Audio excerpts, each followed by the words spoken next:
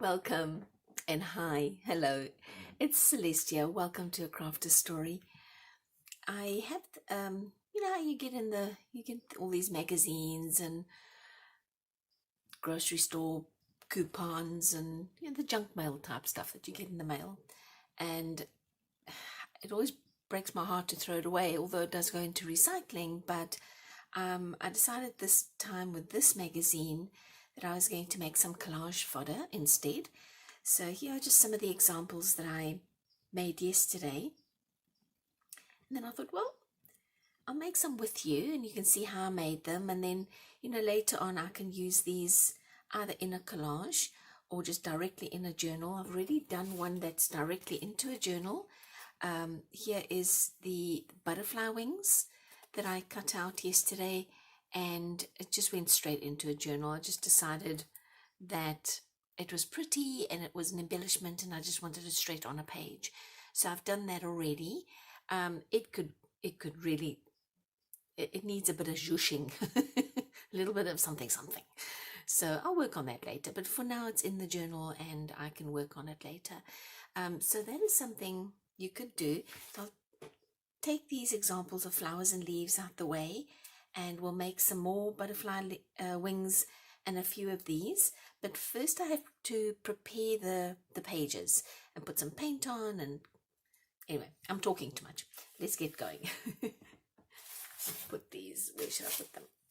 I'll just scoot them over there. Okay, so I've got this magazine and I'm going to take about 3 pages because they're quite thin and I'm going to glue them together. It's just a great way to not put something in the trash or even in the recycling, and actually to repurpose, upcycle, reuse. So let's get out some glue and get some glue down. So we're just going to stick these 3 pages together, and it's just so that we can get a little thickness for our collage fodder items, for our little pieces of flowers and leaves and butterfly wings and branches, and I think there was a mushroom there.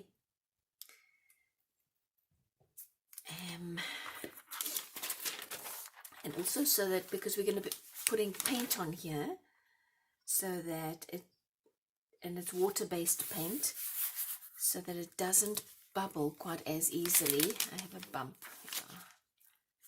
There you go. It was a glue bump. Don't want any bumps. No glue bumps. No bumps. All right, one more. And honestly, you guys, if you want to do 4 pages thick or 6 pages thick, there's no rule. I'm just doing 3, and I'm thinking I probably should be doing 4, but let's just do 3. I think it'll be okay. It's okay. If I'm using it in a collage later, it's not really going to matter how thick this paper is, because I'll paste it down onto another page. But for me, just working with a page that's slightly thicker is why I stick the pages together. It just makes it easier to work with, but it doesn't affect the end result. Okay, so I have not done jelly printing before and I don't have a jelly plate, but this is similar to that technique. I'm just going to take a few colors that I want to mix together, and that's probably enough. Let's do maybe a little, and maybe your choice of color is based on what you want to make. Do you want to do flowers? Do you want flower colors? Do you want to do leaves, and so you do more of a green, blue and yellow mix? Oops. Do you want to do little mushrooms, so you do more like a browny red? Really is just up to you. So I think for this one I'm going to just get the colors slightly spread with my brush, I could have just taken my paper and smushed it down, but the colors are a little spread out, and I know that I'll have empty spots, and I don't want empty spots. Okay, so I've got too much red here, too much yellow there. Let's put in just a tiny bit of black. Let's see what happens.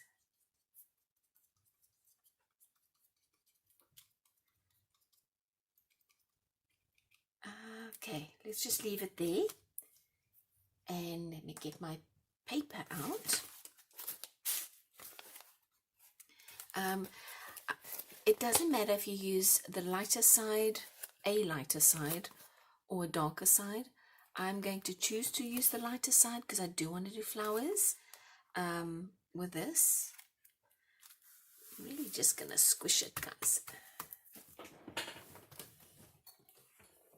I have a bigger roller, but it's not in this room, so I'm just going to use this little roller. You could also just use your hands and just kind of squish it. See if you can get everything to all the bits. And I'm going to do this just to show you the method, and then I'm going to pull out one of these papers that I did yesterday because they're already dry. This one's going to be wet for a while. This is a water-based, just dollar store paint, and it takes a minute to dry. So this here is just to show you the technique. And now when I pull it up, I should have a really nice transfer of color. Yes, that's very nice. Now if you feel like it's not enough, like here for instance, or in the corners, just, let me see, just put a little extra, let's see, what should we, maybe put this sort of peachy color. Oh, yucky, yucky, yucky. Let me get rid of that. That's dry paint. Okay, let's see if I put some of this in this corner. Maybe something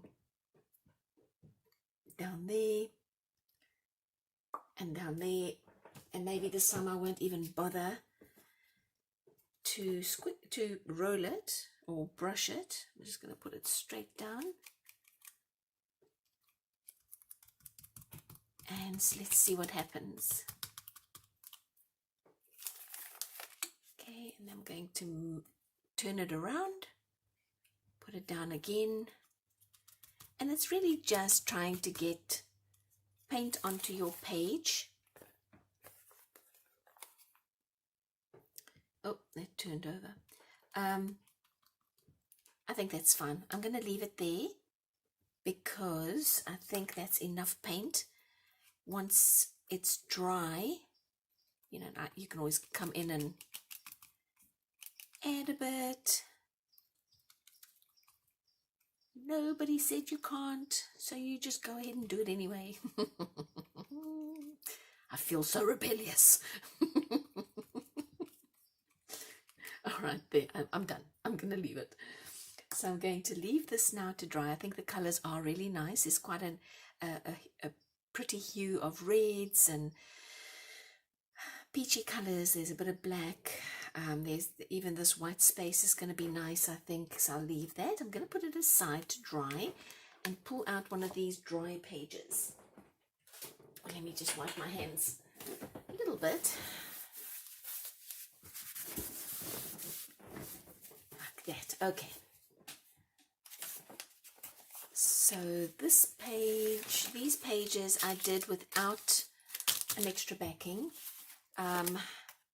So they still need backing, so let me use this one because I've already added pages to the back to make it thicker. And it's kind of rolling on me, so let's do that. Much better. Okay, so what should we do? Let me do I think I'll do a mushroom down here. You can always, go online and look for some ideas. You could even, if you don't want to draw, if you feel like drawing is not quite your thing, maybe you could just get your stamp pad out and get some stamps, and it will stamp really nicely on here. And then color in your stamps, or you could even do something a little more abstract. Maybe just do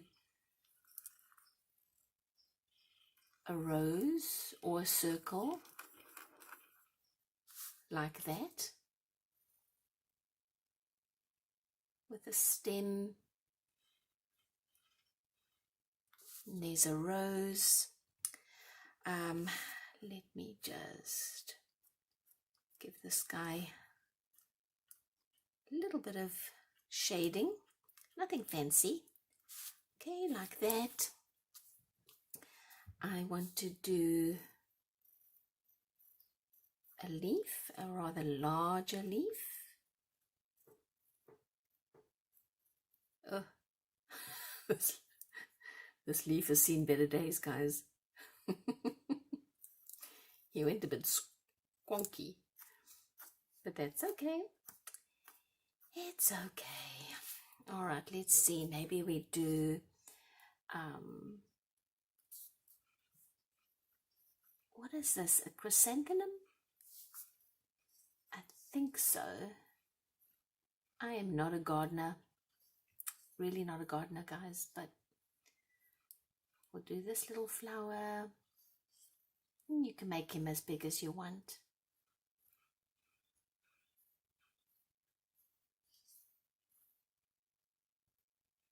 That, all right. Let's do a branch. And I'm going to fussy cut all of these out, of course,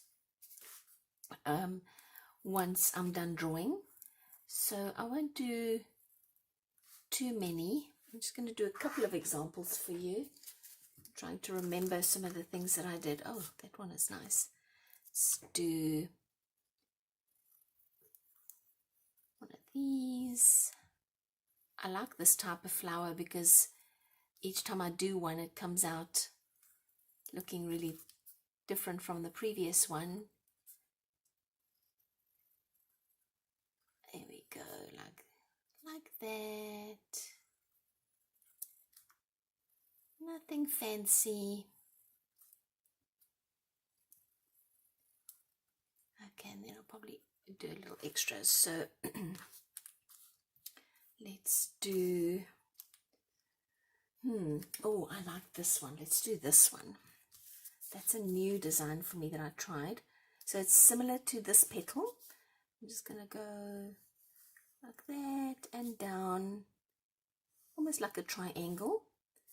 And then like a little hidden triangle down here, a little hidden triangle down there. And then we kind of almost like you're feathering the edges. And then let's give her a little stem like that. All right, and then a couple of feathers at the bottom for a little dimension. Okay, like that. I think let's do a little bit of lavender, maybe. Lavender is easy because it's just a stripe with a little oval, and then I do little heart shapes. I guess this could be a stick of wheat. I guess, yeah, could be some wheat. All right, maybe, let's do a big old daisy over here. And then I'm going to bring out my white paint pen, my Artisto paint pen. I'll just do a little bit of white paint pen accents, and then we'll cut these out. Oh, I wanted to do a butterfly wing. I might have to use different page. Oh, I think butterfly wing here would be nice. So let me finish off here. I'm going to give the lavender here a white border because it's so thin that I think once I cut it out, it'll be a bit too thin. So I'll cut around the border.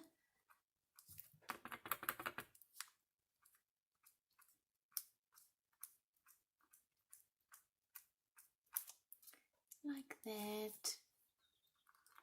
I like the idea of having this white border. It just adds a little something something, you know, like that.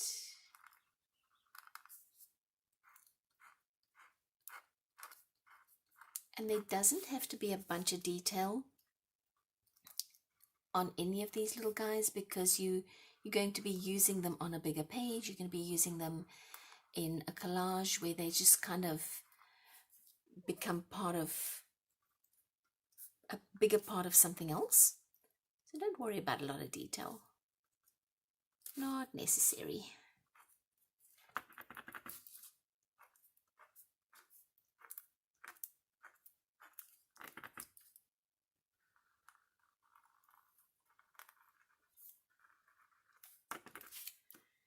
I don't know why these paint pens are, maybe it's the paint, it's not the paint on paint, it's the paint that it's not liking too much, but it's having to be reactivated fairly often. Okay, like that. Here I want to fill out my mushroom little spots, little pocky spots, like that.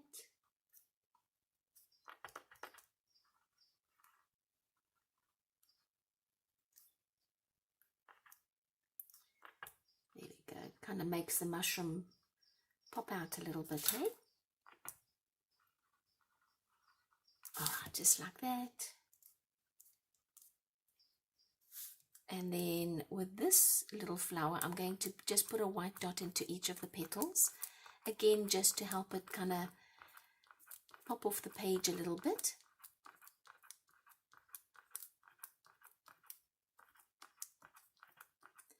And accuracy is not the name of the game.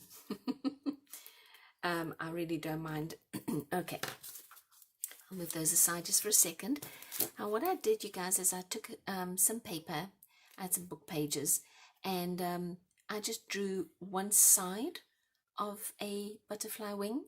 And so when you go to using this, you put your butterfly wing down there and you trace it. Then the trick is to flip it over and draw it that side so that they mirror images of each other. Yesterday I did a whole bunch of these and I couldn't figure out when I cut them out why they weren't mirror images of each other. Sometimes my brain doesn't always fire up on the first try. So I'm going to flip it over, and now this page doesn't have a backing, so before I fussy cut this one out, I'm going to glue a backing, because where did I put that magazine? Here it is.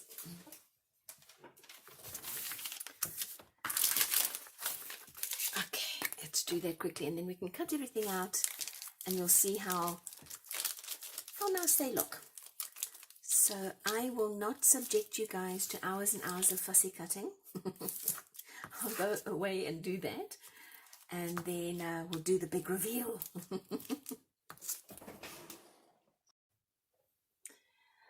Okay, so I just finished up all the fussy cutting. This is my batch from yesterday, and then this is the batch that I drew with you today. So you can see once it's cut out, they really do kind of pop off the page with the colors and the shapes, and just adding a little bit of white to the darkest darker areas on your collage fodder. Also helps them pop out a little bit. And then the butterfly wings, I just put a few little markings on there, but you could use it as the edge of a page. So let's say you just put it